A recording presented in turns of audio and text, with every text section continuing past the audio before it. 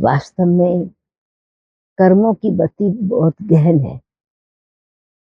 कर्म मीन्स व्यवहार में हम जो भी कर्म करें वो सुकर्म कर रहे हैं, परंतु बहुत करके मनुष्य आत्माएं देह के भान अथवा अभिमान में हम अपनी जब स्मृति में नहीं रहते, स्वयं का दर्शन नहीं कर रहे होते, आत्मिक स्थिति में स्थित नहीं होते, तो श्रेष्ठ कर्म न हो करके हमारे से व्यर्थ संकल्प के रूप में, व्यर्थ चिंतन के रूप में, अभिमान के वश विकारी कर्म हो जाते हैं। किसी न किसी विकार के वश कर्म होते हैं और वो कर्म इंसान को बंधन में बांधता है।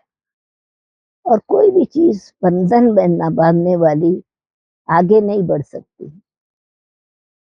कहा जाता है कि बंधन में बंधना माना पराधीन, कर्मों के अधीन हो जाना, दूसरों के कर्मों के भी अधीन हो जाना, उनके व्यवहार के अधीन हो जाना।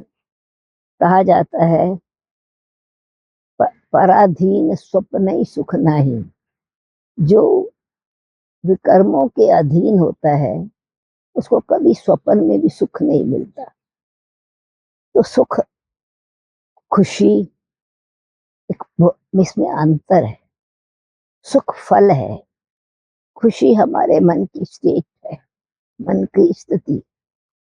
परंतु जो अकर्म, जब तक अकर्म नहीं बनते तो कर्म तो कर्म ही है, हमेशा कर्म तो करना ही है। परंतु कर्म में जब विकार भर जाते हैं तो उसको विकर्म कहा जाता है, विकारी कर्म कहा जाता है। और जब कर्म में परमात्मा की याद है, सुखदायी कर्म है, तो उसको सुकर्म कहा जाता है अथवा श्रेष्ठ कर्म कहा जाता है।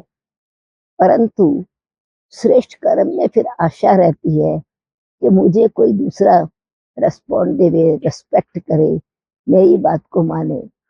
परंतु अकर्मी का मतलब यह है वो नेचुरली कर्म जिसमें इच्छा नहीं है, मान शान की इच्छा नहीं है, स्वाभाविक जैसे फूल खिला रहता है।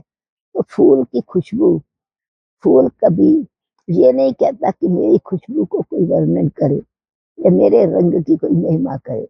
यानी न्यूट्रल स्टेज को अकर्मी स्टेज कहा जाता है, विकारी स्टेज को विकर्मी कहा जाता है। तो ये अकर्म का मतलब ये कि जब हमारे कर्म नेचुरल और न्यूट्रल हो जाते हैं तो हमको सच्चा सुख, सच्ची खुशी, अतीन्द्रिय सुख का अनुभव होता है।